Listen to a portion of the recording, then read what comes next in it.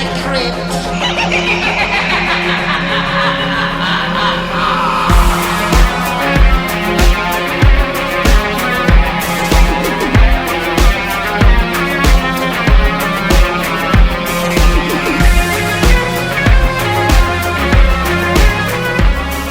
Hello, boys and ghouls. Welcome to episode 67 of Dads from the Crypt, the Tales from the Crypt podcast. My name is Jason. Tonight, I'm joined by Jody. Hello. And Mondo. Hello. And tonight, we're joined by two very special guests. The first of which is my eldest begotten child. Say hello, JT. Hello. How's it going? And the second of which is we are joined by Devin Hunter, who's an award-winning author and expert in the occult. Dun, dun, dun. Thanks for having me. How are you, Devin? Life's a dream. I have I have little allergies, but other than that, no complaints. I'm happy to be here. For those watching on the video, I turned off all my filters. You can actually see what my room looks like, my guest room / office. We're hamster sitting for some friends that are out of town. I think the haze kicking up my allergies. I didn't know I didn't know like you had to have someone watch a hamster while you're away. I figured it would just have everything it needs in that little cage, and you could just leave town for a few days and come back. Not for like a week. Oh, okay. It's either we go over there and feed it like once or twice a day, or we just bring it over here. The kids won't like playing with it. Okay, I respect. So Devin, tell us about yourself. Oh goodness. I write books on the occult. And I talk to people about the occult. Sometimes I get them out of weird occult situations. And I like to think of myself as more like Constantine, but I wear hoodies and there's less of a dramatic backstory. But he's like so that's like my alignment, I guess. But yeah, so I write books and I do all the things and have a good time. Big horror fan. So I'm super excited to talk about Tales because Tales is a really important part of my childhood growing up. So this is super cool. Yeah, we'll get to your Tales experience in one moment. But just out of curiosity, what's an example of a occult experience that you help people out with? Okay, so on the really dark, serious side, there's people have had clients who have had we'll say possession issues. Issues where I had a client that was in a women's shelter and she got a nasty that was there and took advantage of that situation with her and caused a lot of problems. I did an investigation a couple of years ago at an Oddfellows hall, which is Oddfellows are like a bigger thing here in California, but they were a weird secret society and they were known for having these really strange rituals that kind of mimic voodoo in a weird way, but even though I don't think that it was intentional, but that'll come up later on, I'm sure today. But yeah, so trippy stuff and so go in and a lot of haunted homes and that kind of thing. Yeah, cool. I'm the Ghostbuster guy. Okay, cool. I don't know if I talked about it. Did I talk about it on here? But I've actually lived in a haunted house before. You mentioned it, but yeah, we rented a house when I was a kid, and we started getting letters from the National Crematorium Society, and it was that we rented the house, and we had a giant fireplace in the middle. And then the landlord basically broke it to my parents that, oh, yeah, the person before you, I had to evict them after 20 years. I found out they're running a crematorium out of here. Unlicensed. Unlicensed. That's inviting some trouble. Also, a lot of weird shit happened in that house I can't explain. So I definitely am a believer in a lot of paranormal stuff. Yeah. Yeah. And it's the stuff I can't explain that keeps me coming back. Because my father was an electrical engineer and, so we raised very logical, very Star Trekian. And I'm the weird guy that goes and talks to the things that go bump in the night, but still raised to be very level headed as much as possible. And it's the stuff that I just can't explain, that I can't rationalize, that, no electronic meter can explain away. No, that's the stuff that keeps me coming back. Nice. Yeah. And, well, yeah, definitely. I didn't plan to have you on the episode that dealt into voodoo, but I think that is going to be very interesting when we get to that. So let's put a pin in that for now. Yes. And why don't you tell us your relationship with Tales from the Crypt? So we didn't have HBO growing up, but it was in syndication on our local Fox affiliate. And so but it would only came on at like Friday or Saturday night at like 2 a.m. It was like super duper late. So it was one of those things that was on in the summertime. I was able to stay up. I watched that and Outer Limits and, you know, all those things. And that I'm into a certain genre, I guess, a certain, you know, quality of film. But yeah, so that was how it started. And it was stuff that would stick with me. Whereas the other stuff, like Goosebumps and you know, all the stuff everybody was into. I'm an elder millennial. So I was into all that stuff, but it was tales were haunting, and tales tended, like, they stuck with you in a weird way. And I was thinking about it. I was trying to think of what was the most, you know, kind of meaningful story for me. And honestly, most of the stuff that I remember is intros, it's the outros, right. It's the camp. Yeah. Like that's the stuff that I tend to just enjoy. But I know the stories would give me nightmares as a little kid. It was like the only stuff that would give me nightmares. But I would totally wake up with something's trying to kill me. There's somebody who's got a gun, like, all the kinds of stuff. So yeah. Nice. Do you have a favorite episode that you remember? No, my favorite ones are the movies. I know it's so lame. I know everyone's like, "Oh, I like the movies better," but they're great. The movies are amazing. Yeah, Bordello of Blood is the thing that like made me question my sexuality. Like I had a whole like thing with that. To this day I still watch that at least twice a year. That's an important film for me. But Demon Knight, there's also something really cool about Demon Knight, and I was a budding little occult paranormal kid when that came out, and I was able to get it on film on tape back when there were tapes, and watched it. So that was something that stuck with me, and I remember became kind of part of my mythos as a youngin. You know, it was a very, we got to go find anyway, it's very cool. But so the movies were probably more, you know, what I remember, and I can go back to his storylines and things like that. Cool, thank you. JT, why don't you tell us a little bit about yourself? Let's see. 17 years old. Got my driver's license not too long ago. My dad is still terrified of me driving. I just drove his car for the first time ever. I mostly live down in Oregon with my mom, but I get to visit up here every school break, so that's pretty cool. Let's see. I have 2 younger siblings, Elliot and Nora. They're adorable, but they're growing up too fast, and I need to convince them to stop growing. It didn't work on you, so it's not gonna work on them. Okay, but here's the thing. That's some old man talk from a 17-year-old. I now know how he felt watching me grow. Like last time I was here, they were maybe up to my waist. Now they're up to my chest. It's ridiculous. Also, despite how much I don't want them to grow up, I do want them to learn how awesome sleeping in is. That way they let me sleep in. Yes, it would be nice if they learned the value of sleeping in. And what is your experience with Tales from the Crypt? Entirely through you. I've only seen the episodes that you've shown me. I've only been exposed to your side of it. I haven't seen any of the movies. From what I've seen of it, I haven't seen many episodes, but the Crypt Keeper is easily the best part. His puns are to die for. Dun-dun-dun. As you can see, I got my dad's sense of humor. I am so sorry. It has led to many awkward silences. And early today, you had an idea of you can do a podcast with the other kids from the Crypt. Yeah, that would be cool.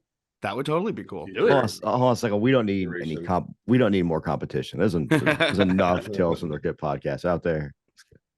All right, but today we're here to discuss Halfway Horrible, which came out on December 1st, 1993. Jody, give us a plot synopsis. Just a warning before I get into this. I don't know why my notes are so long on this episode. So there's a lot that happens here. There's a lot of synopsis going to happen here. There's a lot of characters. So we open on the Crypt Keeper as a hairdresser. And what I really love about this is it's like a sassy version of the Crypt Keeper. I have a feeling that our friend John Kassir was having a good time with that. And so then once we get into the actual story, we open on a morgue as the detective pulls a rotting corpse out of the shelves, whatever that's called. They pull out the body. It's rotting, and he's showing it to a man named Roger. Roger is the president of a chemical company, and the body is of an associate of his named Dan. The body's covered with some kind of goo, which Roger identifies as a preservative his chemical company is going to release soon. And the man had the preservative shot directly into his neck. According to the detective, his head won't rot for 100 years. The preservative comes from a plant that grows in the Amazon, and in the man's pocket, there's a note that says, "I have not forgotten or forgiven," and there are symbols drawn on the body. The detective shows Roger a picture of Roger with Dan and 2 other men, and Roger says it was taken in the rainforest a few years back when they were researching this chemical. And he also mentions that one of the men named Alex died on that trip. And that's when the detective asked, "Do you have any enemies with access to this chemical who might want you dead?" Flashback to 6 years earlier in the Amazon. A tribal medicine man hands Roger a bowl full of this glowing purple liquid, which Roger feeds to a man in the tribe. He's in kind of a box with no front on it. And his friends tell him to stop, but Roger says they're here to learn. He draws symbols on the man's chest. They put the man in the box by closing it up, bury him in the grave. And his friend said, "We shouldn't be doing this, and this is a dark path," but Roger is excited for the opportunity. We don't know what the opportunity is yet, though. So back in the present, or 1990s present, Roger comes home to a house that's been completely trashed. There's furniture thrown everywhere, and the words, "I have not forgotten or forgiven," is spray painted on the wall. And Roger notices a doll that kind of looks like him sitting on the back of a chair. Half of the doll is normal. It's got a suit on, got Roger's hair color. The other half is a red devil, and there's pins sticking all in it. The detective comes to the house to talk to Roger. Roger says, so he knows where I live, and the detective tries to get him to leave town for a while they investigate. But Roger says, we're launching this new product. I can't leave. Again, the detective asks if there's anyone who would want to hurt him, and Roger says nobody. But after the detective walks away, he adds, "Nobody alive." Flashback again to the Amazon. The men are dipping flowers into the glowing liquid, and Roger arrives and says that we need to leave. There's some problem with our passports. But one of the men, Alex, who we mentioned earlier, will not be leaving with them. He'll be leaving separately. And then Roger walks away from them, goes back to the tribesmen, and Alex is in that box like the man earlier. Roger tells Alex that the tribe demanded a sacrifice in exchange for the glowing purple liquid, and Alex is that sacrifice. Roger forces him to drink the liquid while Alex begs him to stop, and the tribesmen close the box and put Alex in the ground as he screams. So when he said Alex died on that trip, a little bit more to the story. At Roger's office, he's meeting with a reporter to talk about this new product. He says it will keep food fresh forever and is completely safe. Famine will be banished from the earth. And he shows the reporter some apples that were picked 2 years earlier and treated with the chemical. They're still completely fresh, delicious. And so this preservative mainly can make him a lot of money, but also he has all of these good things he's supposedly going to do with it.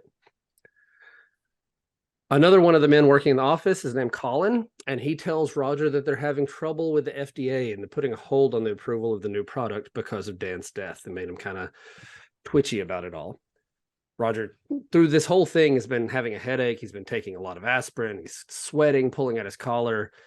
And Colin says, "Roger, you need to talk to Kevin." That's the 4th man who went to Brazil with them. Colin says Kevin could cause trouble for us if the killer finds him. And then Colin says half of Roger is not a nice guy and karma could come crashing down on him. So Roger goes to Kevin's apartment. Place is kind of a mess. There's some South American music playing on the stereo, and there's a puddle of that glowing liquid on the floor. And we pan up from that puddle to see Kevin's bloated body. There's a syringe full of that liquid jammed into his neck. There's a note pinned to his shirt that says, of course, "I have not forgotten or forgiven." So Roger comes back to the office. He's furious. He tells Colin that Kevin is dead, and Roger thinks that Colin set him up to find him. So Roger, he goes full crazy man and slams Colin all over the place and slams his head down onto a table, blood everywhere, kills him. And when he kills him, there's a clapping that comes from the hall. And Roger sees Alex, the supposed dead man from 6 years before, standing in the shadows. Roger says, "You're dead," and Alex says, "Nobody really dies in these voodoo rituals that I've gone through. They're just raised over and over." And then Alex steps into the light, And we see that his body is a corpse's body. It's gray, it's rotting. And Roger tells Alex that he had to do it. And then Alex shows him a couple sheets of paper. One of them being these notes about not forgiving or forgetting. And another being something that Roger had written earlier in the day.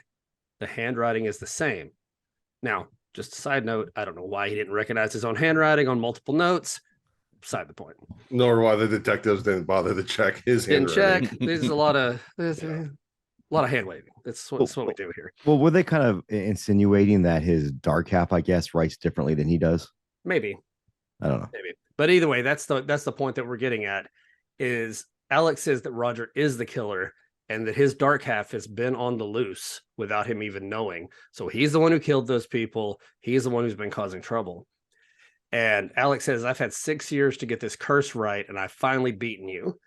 And Roger's office has all of these display pieces from around the world, and he picks up a spear or a sword on display. He stabs Alex in the stomach and then chops his head off, and then leaves the bodies laying in the floor, we find out for someone to discover later. Back at Roger's house, a doctor comes in. Roger says, I have a problem. And the doctor picks up that doll that was left at his house earlier. He says, yeah, you do. The doctor says it's voodoo, and Roger begs him to fix it.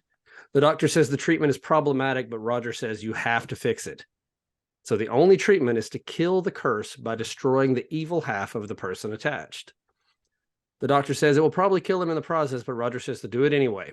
And so we see him strapped down to a table, shirtless. There's candles burning everywhere. There's music. And the doctor comes in to perform the ritual in full ceremonial garb, and we fade out on Roger screaming.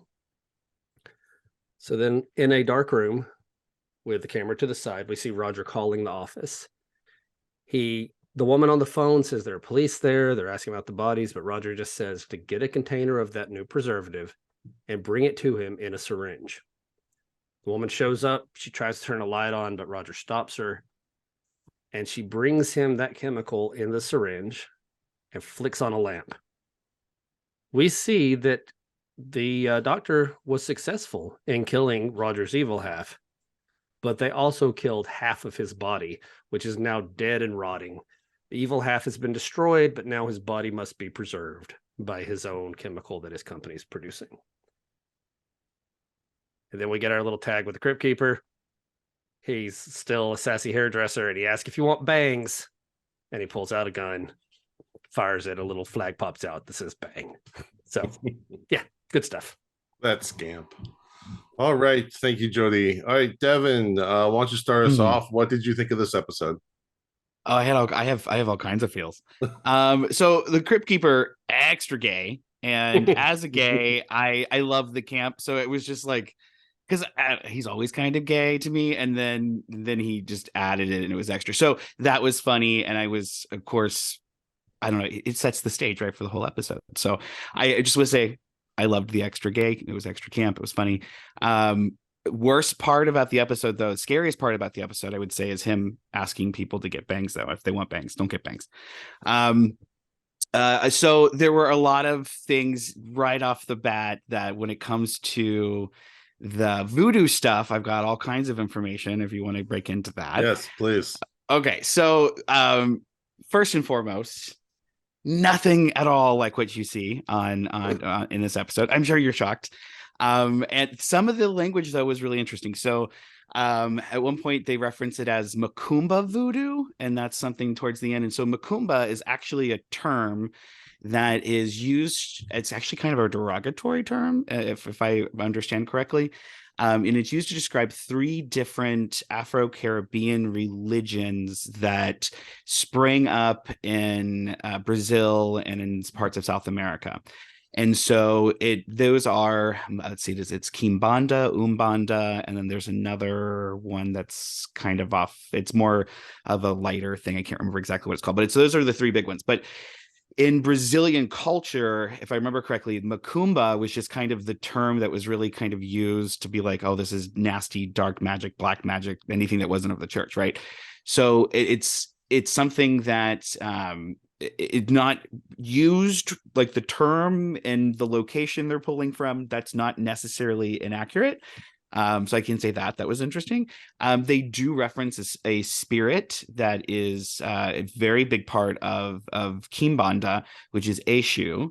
And now, and of course, in the episode, Eshu is described as like the kind of the two halves, and you've got to put them together or fight the one, and that's all wrong. Eshu is a trickster god. Eshu is a very, very trickstery spirit. He's actually in some traditions, there's versions of the devil that are Eshu. And Eshu is everyone. I mean, again, depending on the tradition, everyone has an Eshu. So that is an interesting thing. I feel like they did talk to somebody who had some knowledge of what was going on down there, because there is this notion in these traditions when you go get initiated that you have basically a male figure spirit and a female figure spirit, and they both help guide you in your life. And your male figure is the Eshu, and everybody has a different Eshu. My Eshu is a really trippy. They're each like, you go and you find out whether I think there's 72 of them, and you could go out and you figure out through a reading by a priest who your particular Eshu and Pambajira are. And so go and you find out. And mine is a very interesting little boy version who has a skeleton mask on, and that's his thing. So he's a little trickster guy. But yeah, so those things were there, and that was interesting. And I can say that, like I said, there had to have been inspiration taken from the real life events that go on in Macumba, but obviously totally wrong. Like, it's disgustingly wrong. Like, so we were talking kind of before, but like Cheech Marin is the voodoo doctor that shows up at the end to make everything better, and that whole thing is a whole like mind-numbing experience. First of all, because it's Cheech Marin, so you're kind of taken off back because suddenly, just out of nowhere, there's Cheech is walking through the door, and it also felt like, we have this Hispanic actor close enough to Brazil. Let's just slap him in the role. So it kind of felt like a little bit like that. But then you have the experience of him showing up to do the ritual, and he looks like a member from the cast of the Broadway version of The Lion King. Like, he's got this whole thing going on, and it doesn't fit. Like, it's not. Yeah. So he's that like was flying through the room, and the lights are all changing colors. Suddenly, the doors open. Yeah, it was red. It was we're in a giallo all of a sudden. Like, you're waiting for. Yeah. So that was a trip. But so that was all what it is. But the occult truth behind zombies is a whole other bag of things that actually have nothing to do with that particular culture. So that's a whole other bag of worms in itself, that we don't have to get into necessarily, but unless y'all want to. But the zombies, that's a very specific part of a very specific regional thing, that kind of got swept into the mythos and part of the culture, and then exists in that way. But that has nothing to do with a weird electric blue purple liquid thing that came out of a cool flower. That was a whole experience. Yeah. So that's my occult rundown. Plenty of inspiration. They obviously took from things. There was some sort of base knowledge of what's going on down there in Brazil, but as Hollywood do, very, very wrong. Yeah. All right, Mondo, what did you think of this episode? Wait, I have to follow that. Yeah. That's I liked it overall. Like, anytime you give me Clancy Brown, I'm a pretty happy guy. I think Clancy Brown's just one of those guys that really chews a lot of scenery, and he was just at kind of his best here, just having a good time and having a good. I like Martin Kove in it. I'm a big fan of Martin Kove, even if that Cobra Kai series is bullshit. But I like the Cobra Kai series. Oh no, I absolutely love it.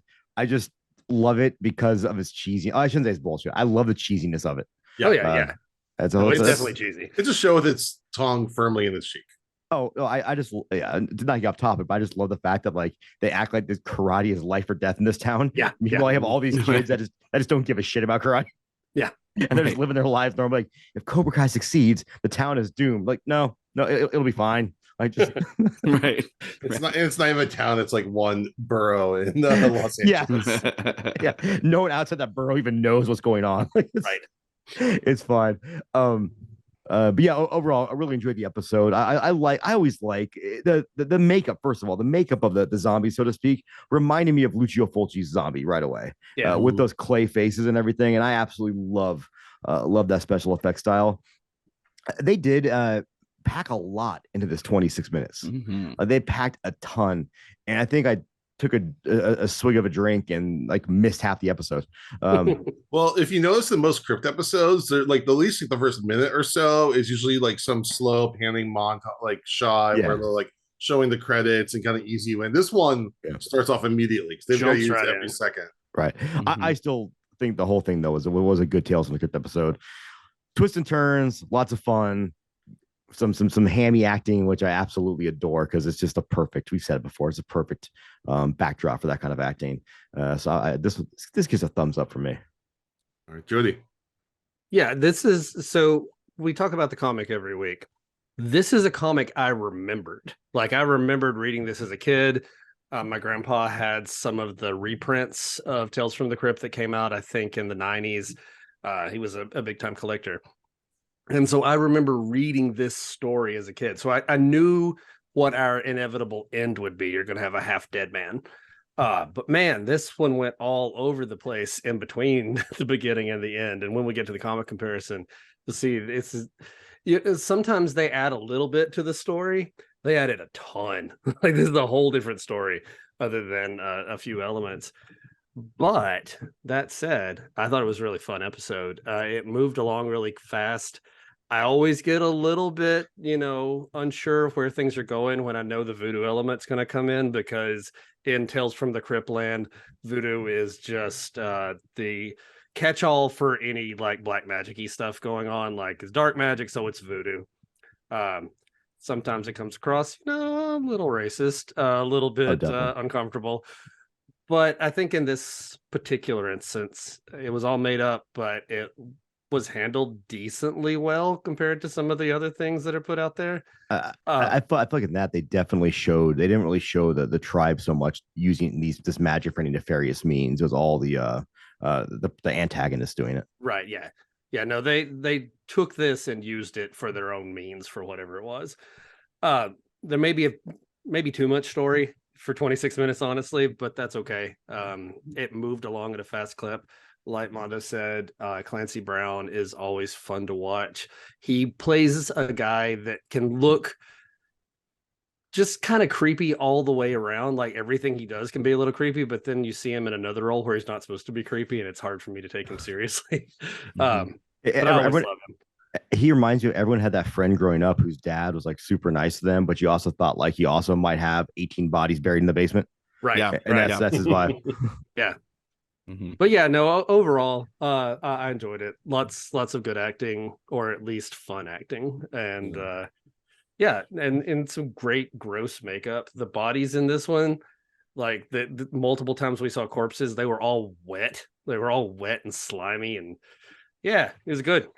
Right. JT, what did you think of this episode? I personally love anthology. I love the idea of just having a bunch of short stories and just getting through them all really quickly. But it's certain stories like this that really make you wish it wasn't an anthology and just really explore the concept and push the story a bit further. Because I can nitpick it all day. Like, what did the note mean? I have not forgotten or forgiven. That doesn't make much sense. I can nitpick it, but it was a really good episode, and 26 minutes is not enough time to fully explore the story. So yeah, totally fair. I love it, and I wish I could have had more of it. That's not necessarily a bad thing. Yeah. This reminded me a lot, and I haven't seen it in a very long time, of The Serpent and the Rainbow. Oh yeah, I can see that. You give me a lot of those vibes.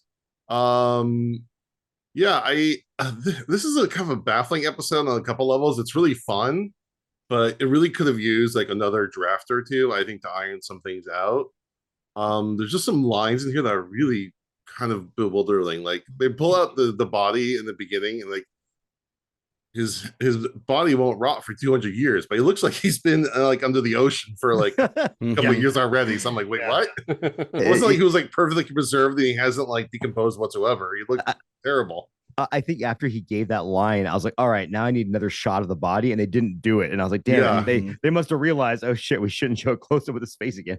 Right. So that was funny. The Martin Cove character was really funny to me. He's always like, there's that scene where he goes to the crime scene, the house, and at first I thought he was eating like a couple of ramen noodle cup, a cup of noodle, and then it looks like he's eating like a yogurt cup. I'm like, what is he doing? And it always reminds me, there's a trope like in a lot of movies where it's like the coroner has all these dead bodies around, and he's openly just always eating, always yeah. eating, spaghetti, always eating. or yeah. Yeah, it kind of reminded me of that a little bit. I think this might be Clancy Brown's best performance. Like the fact that kind of like goes like he shows his whole range. Because at first you seem like, okay, he seems, before you get the flashbacks, he seems like an okay guy. He seems, like a decent person. And then you kind of see like the whole range of, of a character. So because he usually plays either already demented characters right off the bat, or just a stern character. You don't usually see a range from him within one project. And also we don't usually get flashbacks in Tales from the Crypt episodes. I don't know if there's ever been a flashback per se. That was kind of neat. And actually I really liked the directing and the cinematography in this episode. Some really cool shots, some cool like crossfades. Right after we watched this, we watched The Prophecy, not even realizing he directed The Prophecy, because it's just the other day I wanted to watch it, and it's on Paramount, but it's in full screen and chopped up. So I was mad. No. So I had to put my pirate hat on. Yeah, so Mana's alluding to, this is directed by Gregory Widen. He directed and wrote The Prophecy. That was his only other directing item, but he is also the writer behind the Highlander movies. He at least wrote the first one, and the rest of them are character buys. He also wrote Backdraft, because apparently he was a firefighter, and he saw something similar happen to a friend of his. So he wrote the movie Backdraft. He also wrote this episode too. And he directed and wrote this episode. But Backdraft was oddly horrifying for me when I was a kid. Oh yeah. I saw the movie, just terrified me. Yeah. Oh, totally. It was like a horror movie where the villain is fire. Like, no, I had nightmares of like opening a door and like just crazy nightmares over that movie. Do you think I'm going to show that to you?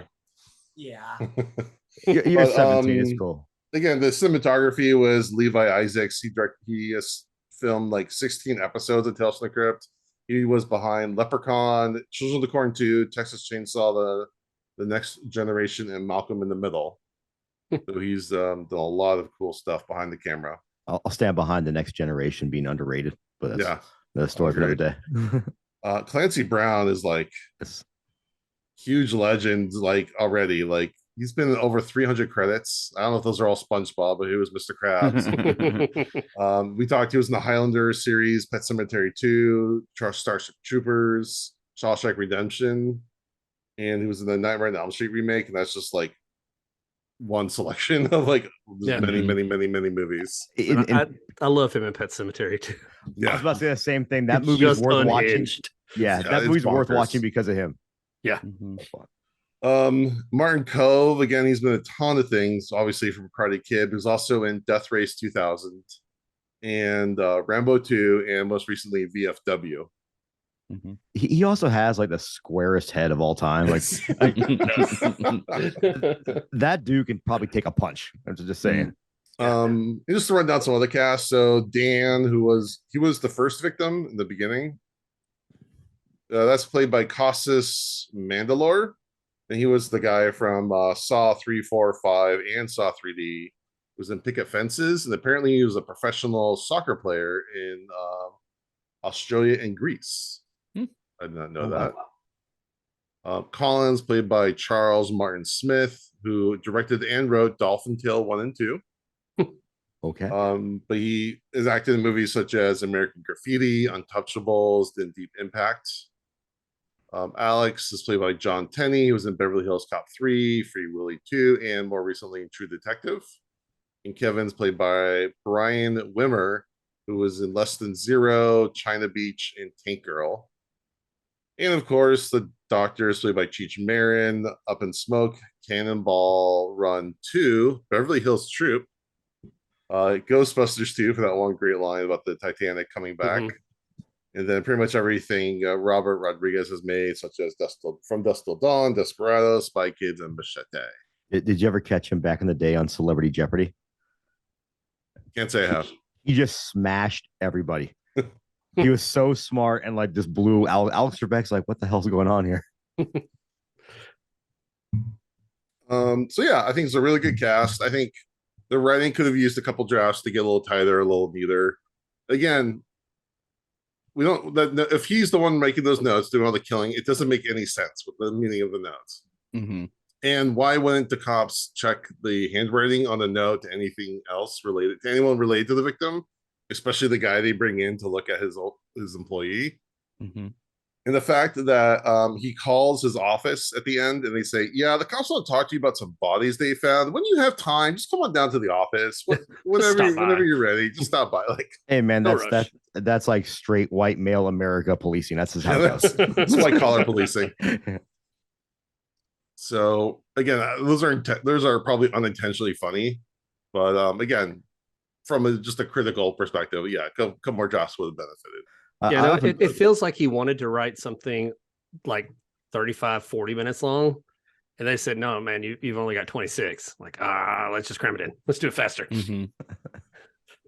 Yeah, I felt like he started writing it and realized there wasn't enough content, and then came up with a backstory that just provided way too much content, and then he couldn't figure out exactly how to squeeze it all in. However, we have to give props because this was done right after Highlander, right? And so the whole chopping of the head off thing, that totally. So I mean, I don't know. Like, as a nerd, I do appreciate that, and it does get extra bonus points. Yeah, absolutely. Yeah, there's a lot to like in this episode. I'll definitely give it that. Jody, you want to do the comic comparison? Yeah. So like I said, this is one that I remember. I remember this issue clearly. It's got like hands coming up from the road while a car swerves out of the way. Great story about them paving over a cemetery in there. So lots of good stuff. It's Vault of Horror number 26, September 1952. Story by Al Feldstein and Bill Gaines. Art by Sid Check, which is not a name I think has come up, but he has a really cool art style. It's it feels like one of those guys who probably did more of like the war stories and stuff like that. It's that kind of tough guy art. And in this version of it, so like I said, there are some similarities, but it definitely takes a different route to get there. It starts with an undertaker comes to visit a man who's sitting in a dark room at his home.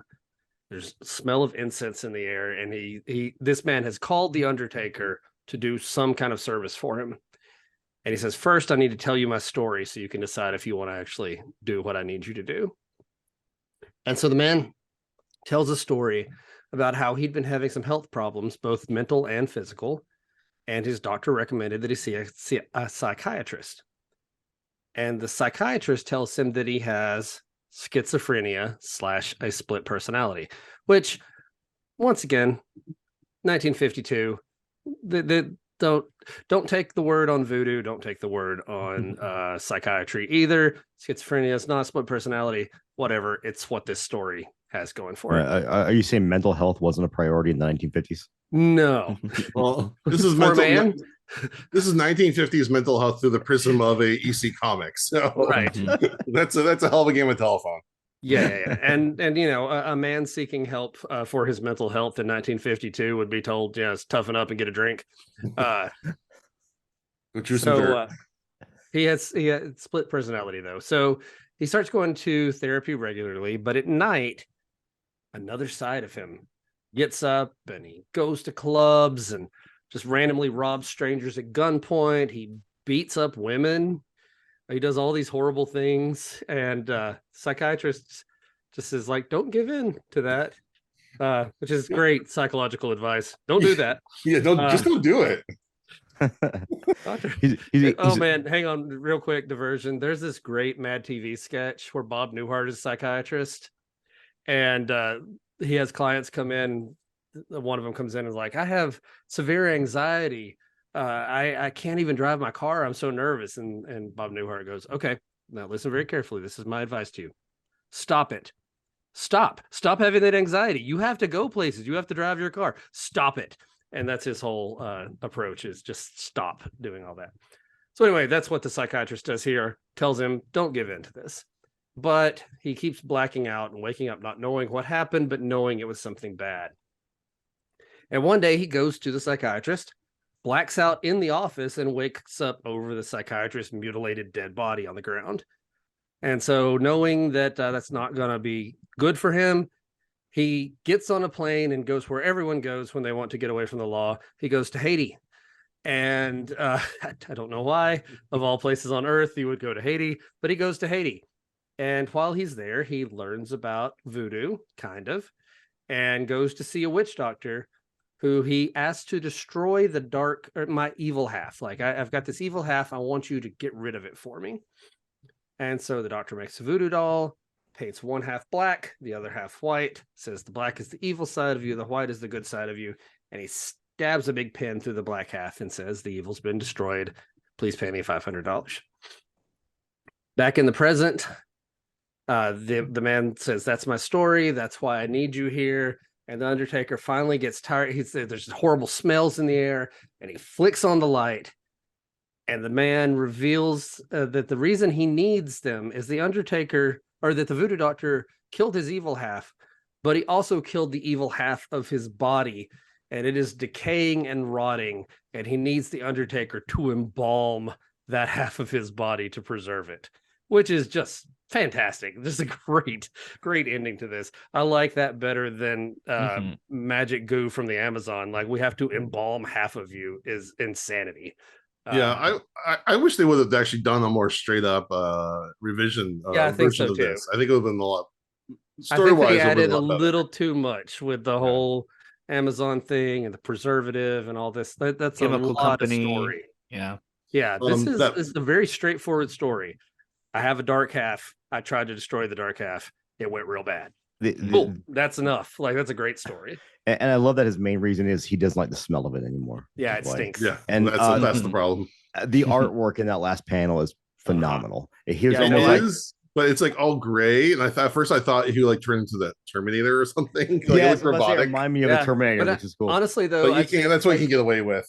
For all the great kind of special effects in the episode, I think the gooey, like, decaying body at the end of the comic actually looks better than Clancy Brown's makeup at the end of the episode. Yeah, I wish it had gone nastier for Clancy Brown at the end. Yeah, but let's say I think the MVP of this whole season is probably Todd Masters, because he's had so many great big effects with absolutely Forever Ambergris. There's been some really cool, really gooey icky effects. It's one of those things where goo is underrated in horror, because I still stand by Drag Me to Hell is 10 times more disgusting with the lack of blood and just the usage of just odd bodily fluids. Oh, that scene where the lady's like puking all over. Yeah, let's not talk about that. I'm not going to take a break. Now, I think we mentioned it before. There was a great movie that came out. We saw it at Chattanooga Film Fest earlier this year. It's on Screenbox right now if you want to watch it, called Pussy Cake, which is a terrible name, but it's a zombie movie. And these zombies puke this white milky stuff into people's face, and it is the nastiest. Man, it's so good though. Okay, so one thing I couldn't figure out. So I was trying to understand this episode in my head. So the guy who came back that was voodooed 6 years ago, or given the goo 6 years ago. So he's the one who made the doll of the Clancy Brown character. He's trying to kill off his dark half. Is that what's happening in this episode? But Clancy Brown's also killing off other people at the same time. So it's from what I understood, it was supposed to be that he was under a voodoo curse for 6 years, and then he got out of the curse and then came basically to wreak revenge. Yeah. And so the it's not even a voodoo doll, but the puppet was probably his. But then you had Clancy Brown, who was doing the whole Fight Club thing, and that. So I think those were two unrelated things technically. Well, I think there may have been just a little connective thread, because he says at the end, I've had 6 years to perfect this curse. So I think the dark half going wild may have been Zombie Alex is doing. Somehow he like opened up that side of him so that Clancy Brown's character could go nuts.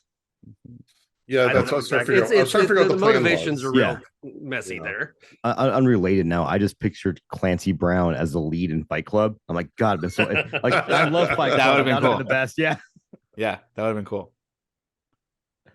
Okay, well, we're not supposed to talk about Fight Club. So, all right, we got anything else? Or we want to move on to our ratings? No. Okay. I'm good. Good.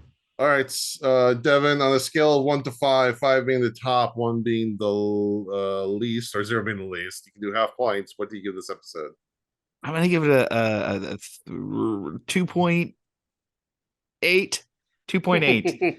And that's just because I have friends who are actually voodoo people who are screaming at me, but it would have been a 2.5, but it gets those extra 0.3 of a point because we have the amazing decapitation scene, which is beautiful, and that was underappreciated. That happened so quickly, but that was really cool. It had a lot of plants. I like plants.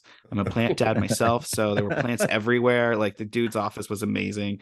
And I anything at the end of the day, anything that can bring up like a connection between multiple of my favorite movies, specifically Clancy Brown doing like everything that I love, from Starship Troopers to obviously this SpongeBob. It all was amazing, and so I loved all those things coming together in this one episode before it became awesome to me in my own reality. So I give it extra points, and that was a lot of talk to say 2.8. JT, what do you give this episode? I gotta give it a 4. I really liked it all around, but I took the point off for all the plot holes or just the things that weren't really explained or we still have questions about. All in all, I did really like it. So yeah. All right. And I will give this props as being probably the least horny Tales from the Crypt episode. Nice. Yeah. Well, it depends on how you look at it, because that last scene when he's strapped down to that table with Cheech Marin, Okay.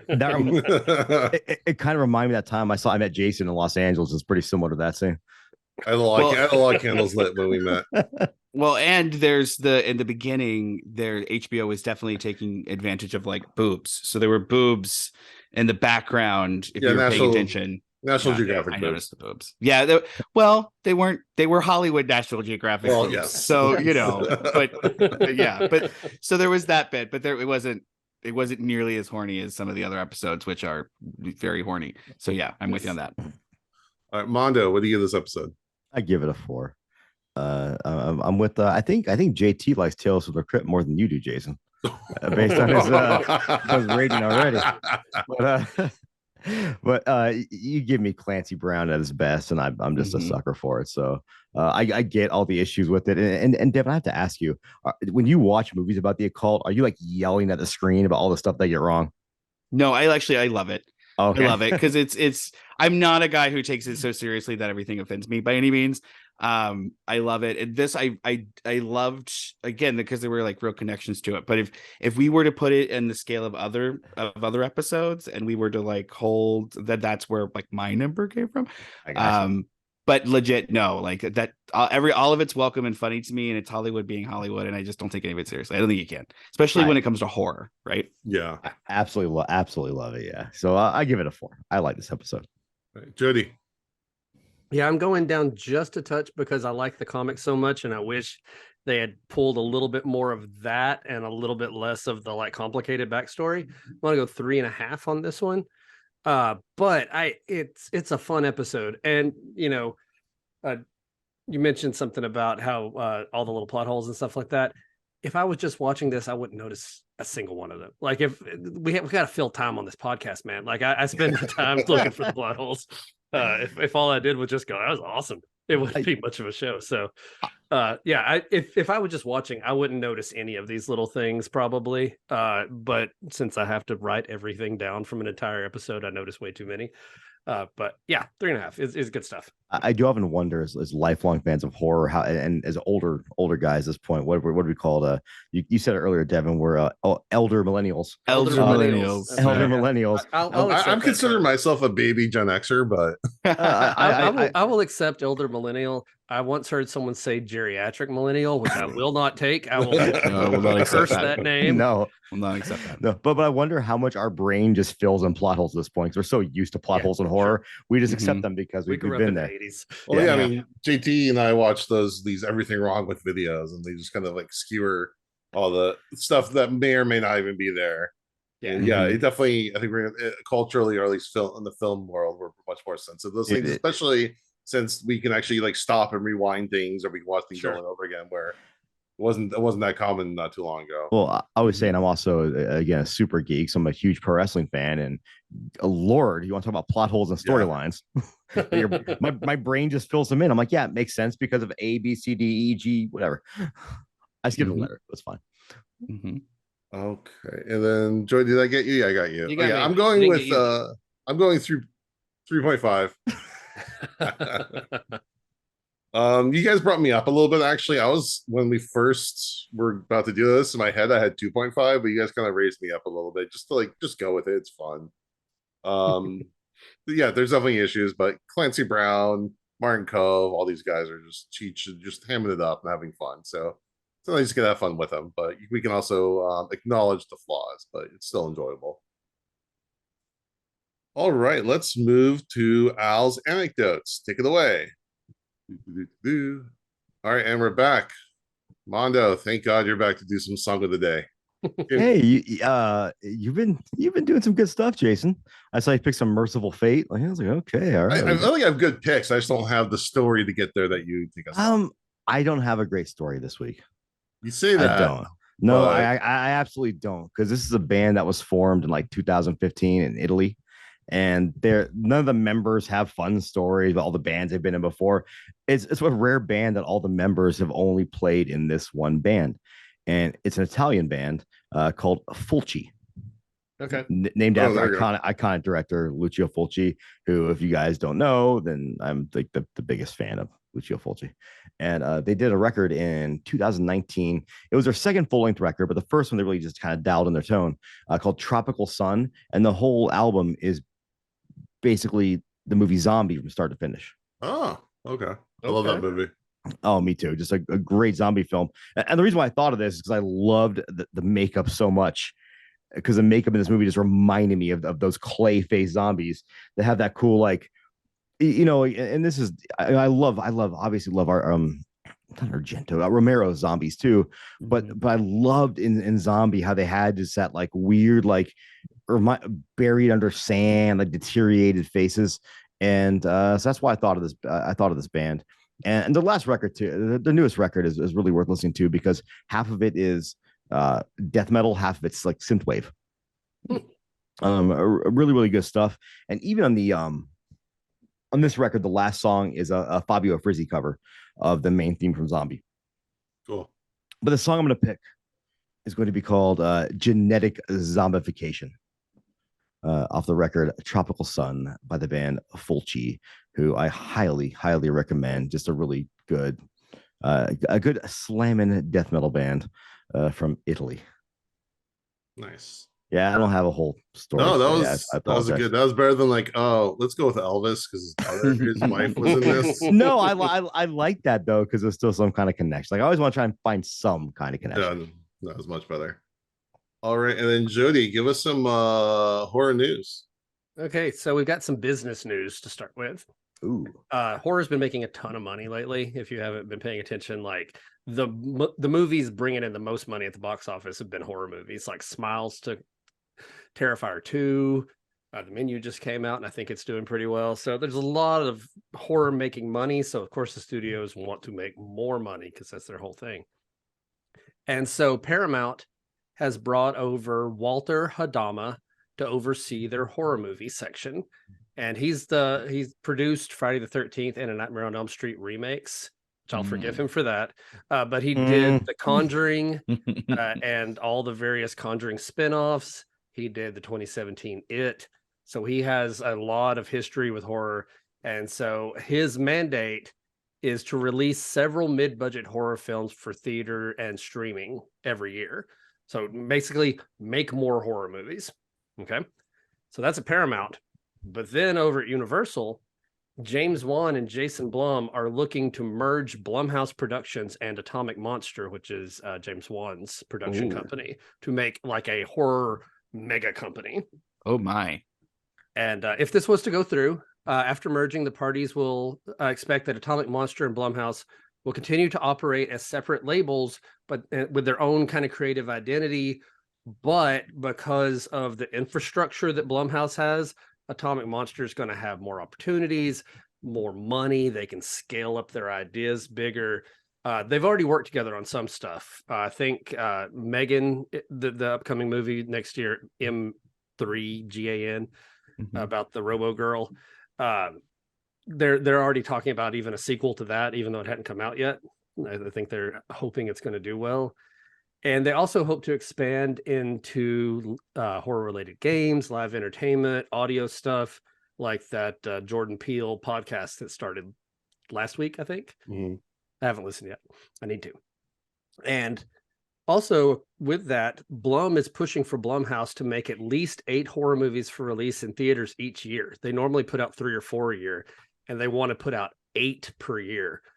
And as long as they can keep the quality up, I am 100% down for more horror movies in theaters. Absolutely.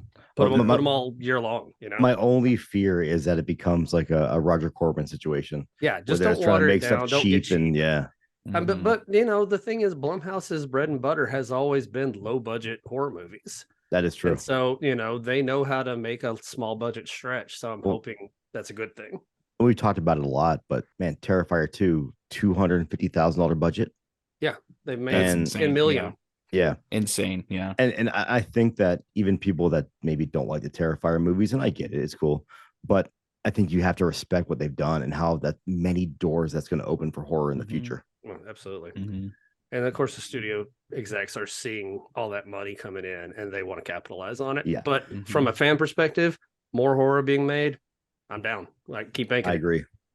What do y'all think about, if I can, since we're talking about Blumhouse and all these things, what do y'all think about, for me, I keep saying everything seems to be franchise, and there aren't a whole lot of one-offs in the way that we used to see one-offs.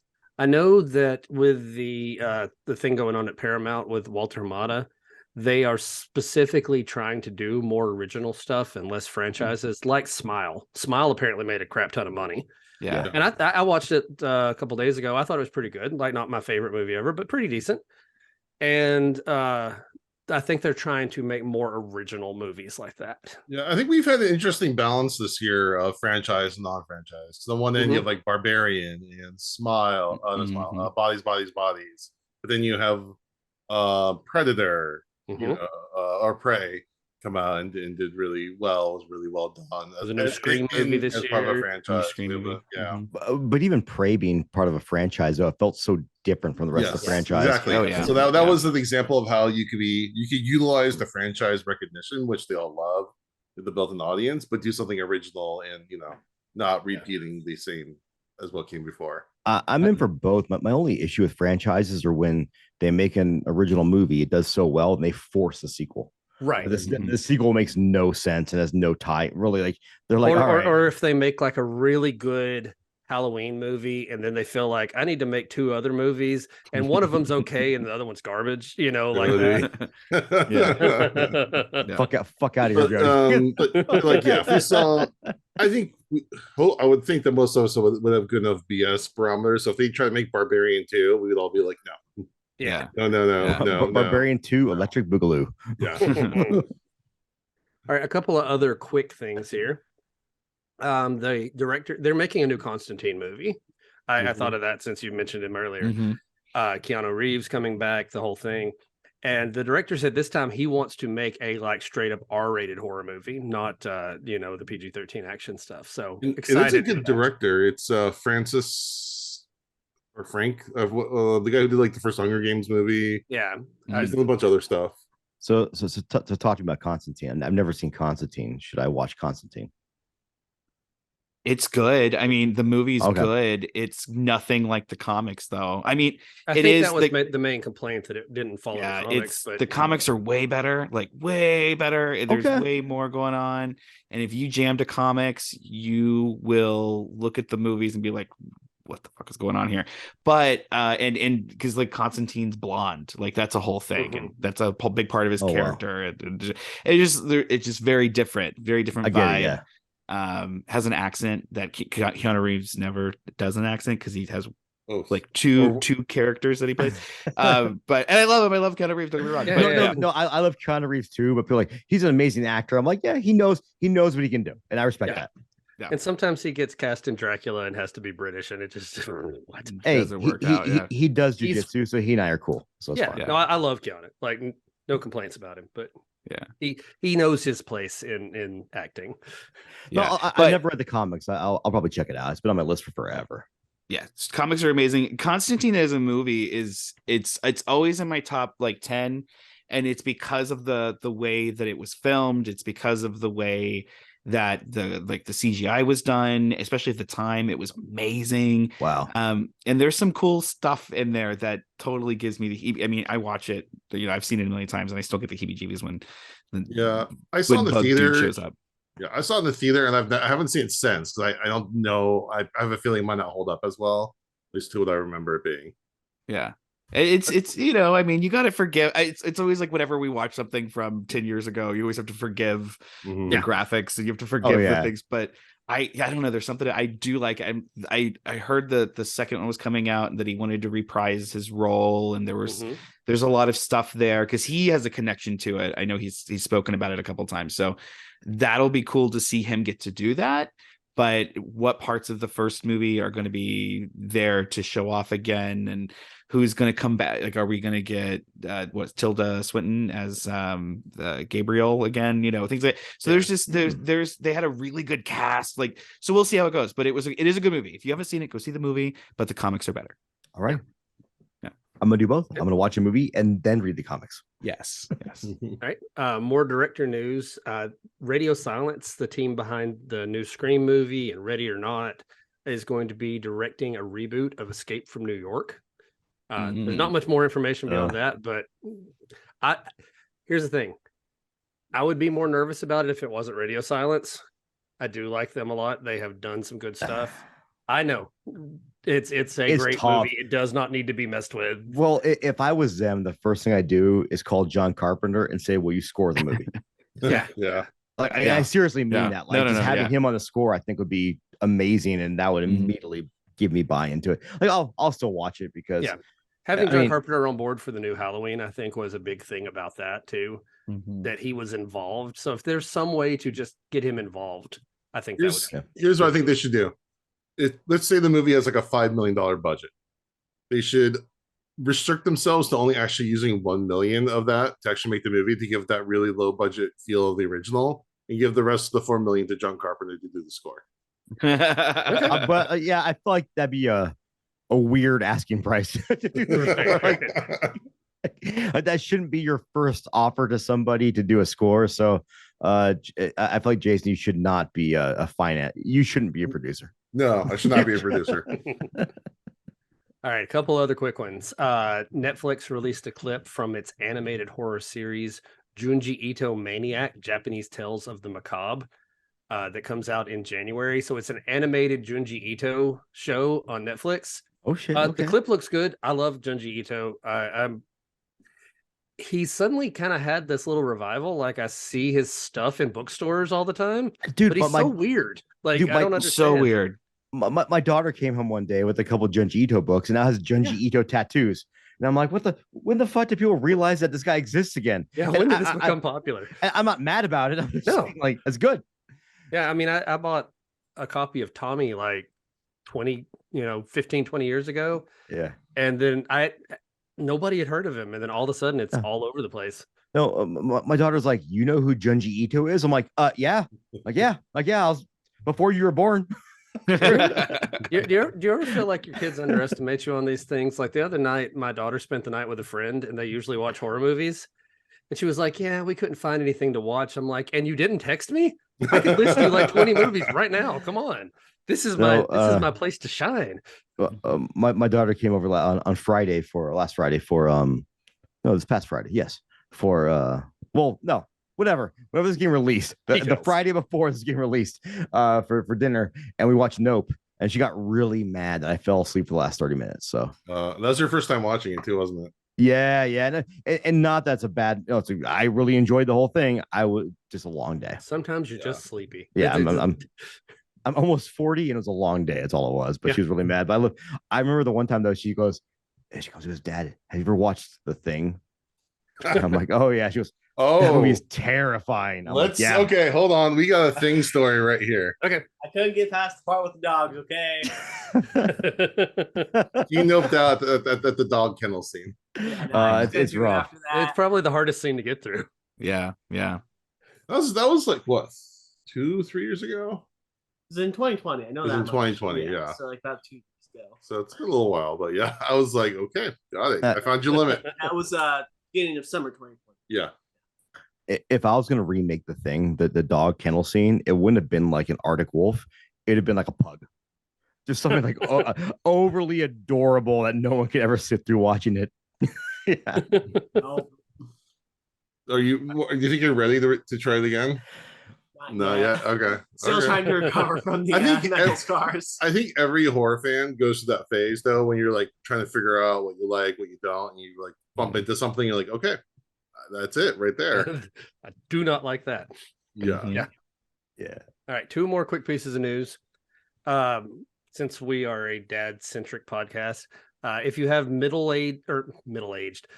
grade readers in your home, Are You Afraid of the Dark is going to be launching some middle grade novels and graphic novels. Oh, that's cool. Tale of the Grave Mother is coming out in June of next year, and that's a middle grade reader.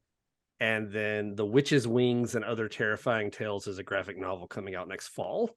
So for the dads who want to raise spooky children, there's something for them to read. And then finally, this is a theme we have been talking about for a while in this horror news segment. There's a new trailer released for another public domain property being made into a horror movie. This one is Gale, as in Dorothy Gale, Stay Away from Oz.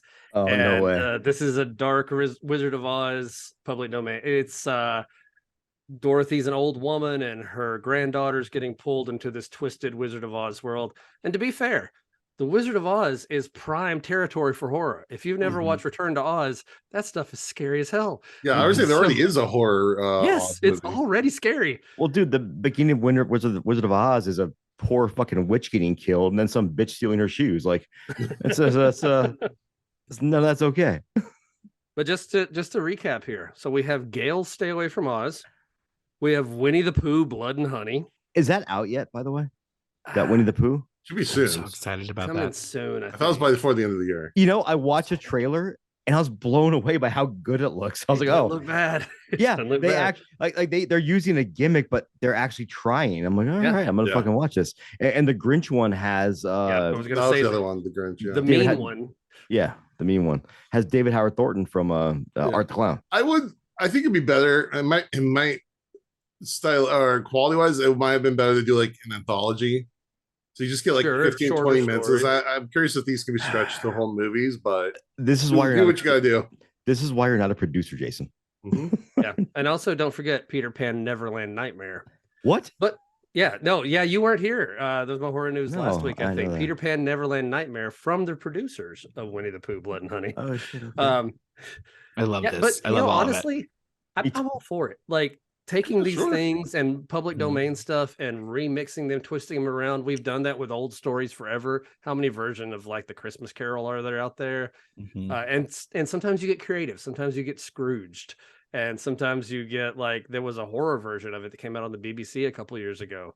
Like I take these old properties that have been sitting around for 100 years and do something cool with them. Yeah, I'm for it. Even if some of them are garbage, but you know, that's movies. Some movies are garbage. Speaking of old properties, HBO Max just did that new Christmas Story movie. Oh yeah, Christmas Story or something like that. Fucking unwatchable. Yeah, like I'm afraid of that. Unwatchable. I came home and my wife was watching it, and we made it through another 15 minutes. I'm like, this is one of the worst things I've ever seen in my life. All right. Well, thank you, Jody. Moving on to dad advice. This will be coming out the weekend of Thanksgiving, so I thought we'd get in the spirit a little bit and go around and give any Thanksgiving cooking advice, or what your favorite dishes are, or any Thanksgiving. Just talk Thanksgiving, man. Let's just talk some turkey. Talk some turkey. All right, so I'll start here because I love cooking, and I love cooking at Thanksgiving. I like making the turkey, and I'll be making the turkey this year for my extended family. It's fun. I enjoy it. I like seasoning it and making. I will say, I've had people say I'd never like turkey. I don't like turkey at Thanksgiving. It's bland. It's boring. But your turkey, I like your turkey. So that makes me happy. I also make cranberry sauce, and I get the exact same reaction. I don't like cranberries, but I like your cranberry sauce. Jody laces that shit with PCP, which is why, but it's fine. Yeah. You gotta give people what they want. Give them what they want. Jody, what's your method? What's your seasoning method for your turkey? So I'm a dry briner. Ooh, I like to night before, rub that thing down up under the skin, on top of the skin, with a big mix of spices. The mix of spices, I don't know what it'll be until I'm tearing through my cabinet, figuring it out. Like I whatever kind of strikes my fancy at the moment, rub it down, sit it in the fridge overnight uncovered. You have to kind of just let it sit there and dry in the fridge, and it comes out so good. I don't like a turkey to be too juicy, and so doing that keeps it from being like drippy wet. It's juicy without being too much. You're kind of like Ben Shapiro, and you enjoy it drier. I will not say I'm kind of like Ben Shapiro on anything. Do you do like a citrus in your dry rub? Not usually, but I have played with it some. It's not my go-to. Londa? Oh, I'm a breast man, so we make a turkey breast because there's only 3 of us. So we make a full-size turkey. Like we have leftovers, man. Dude, I can't eat 10 pounds of turkey in a 2-week period. I have a 25-pound turkey this year. Oh my god!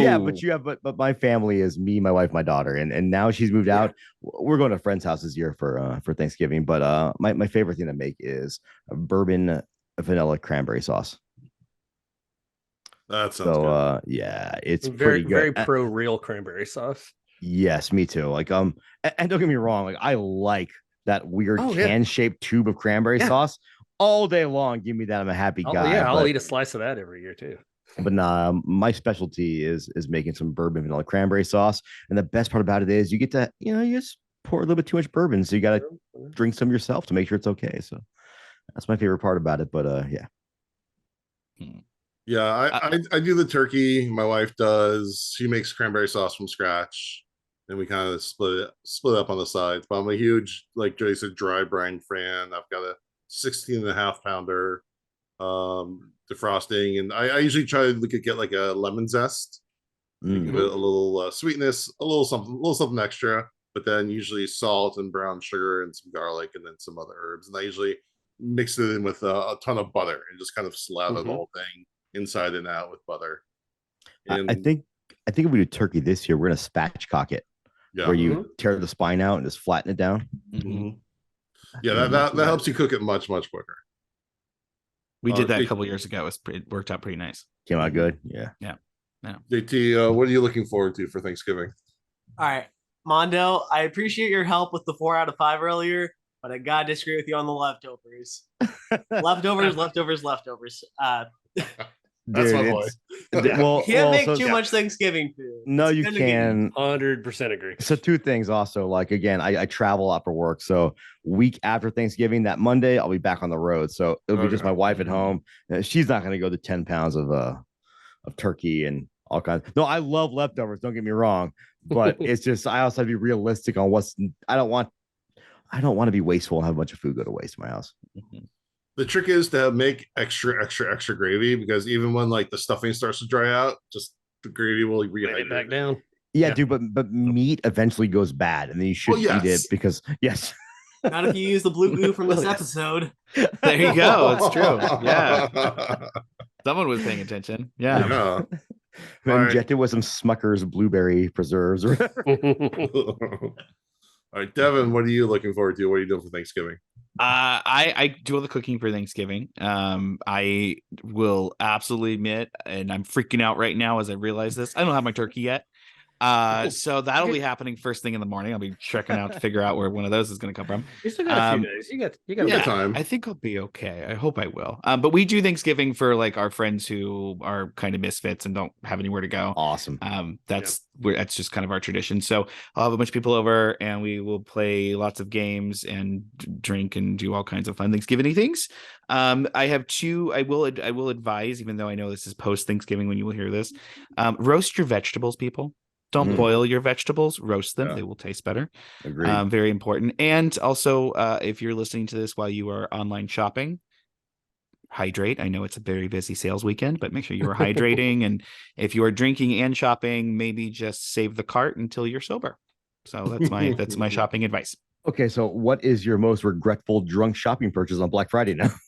Oh goodness. So I've had a couple of them. So I've definitely accidentally last year I accidentally spent way too much money on a plant that was a very stupid purchase. It died on the way here. And of course it's one of those things, there's no refund. So so that was a whole traumatic experience. But I ordered a TV once.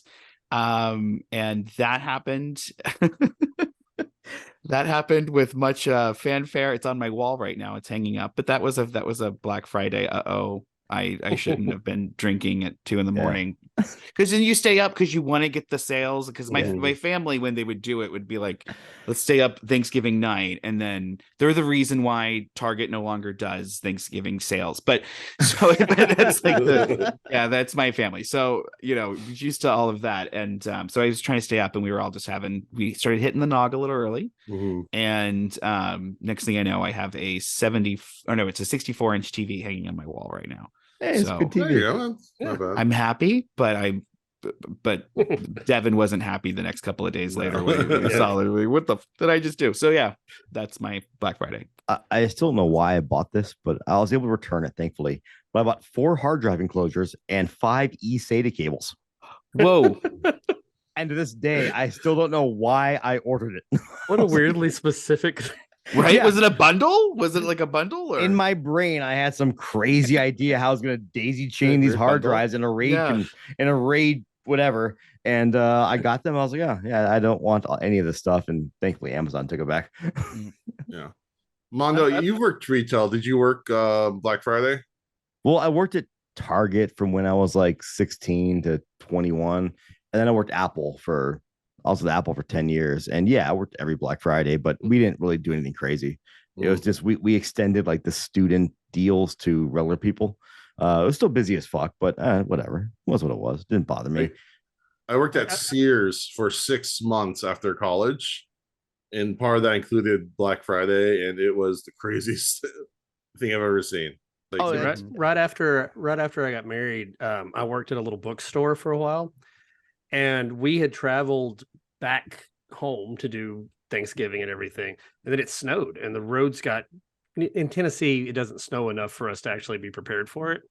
And so I got back a little bit late. Like I got back on Black Friday, like at 10 and I was supposed to be there at 9 or something. And my manager was mad. He was like, this is our busiest shopping day of the year. The parking lot was iced over. There wasn't a single person there. No one could get there. They couldn't even park at the place. But he was like, this is our busiest day. Like, have you actually looked outside? Because it's not. Well, what I can say, not about Black Friday, about working retail in general and why retail is the worst job in the world. And it's not even a bad job. It's just the external people make it a bad job, and bitter managers make it bad. Is we knew we were going to induce labor on December 2nd in 2002. So I told my manager 2 weeks in advance, like, hey, I'm not going to be here that day or the next day. And she goes, well, I can't give it to you off. So you'll have to call out and take a point. I'm like, I haven't called out one time in 5 years, and this is how you're treating me. So that's how I was treated when I was going to have a baby. So stand up to your managers, people. If that's how they're treating you, I know it sounds so simple, but get out of that place. There are retail jobs that, like, for the most part, like, again, worked for Apple for 10 years. they treated me pretty damn well. Apple would not have done that. Target did. Yeah. Fuck those Minnesotans. All right. Well, that wraps up another episode. Devin, thank you for joining us. Where can people find you? Just go to modernwitch.com. I have a podcast and I have a new horror. I don't know why I didn't say this in the beginning. I have a new horror vidcast that I started called Weird Movies, where where I hang out with movie people and we talk about horror, specifically occult horror.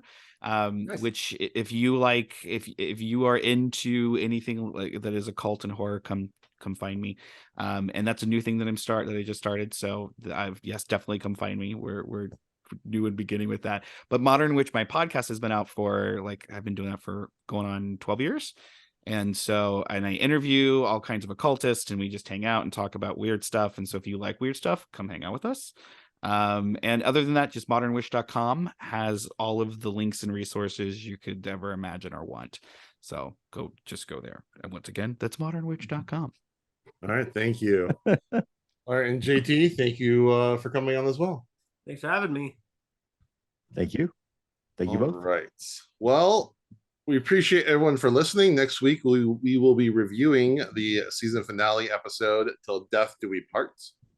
We would really appreciate if you would give us a rating review on iTunes or rating on Spotify, and check out our Patreon for bonus content. Also, check out our YouTube channel for videos of these podcasts. And with that, we thank you for listening to Dads from the Crypt. Goodbye.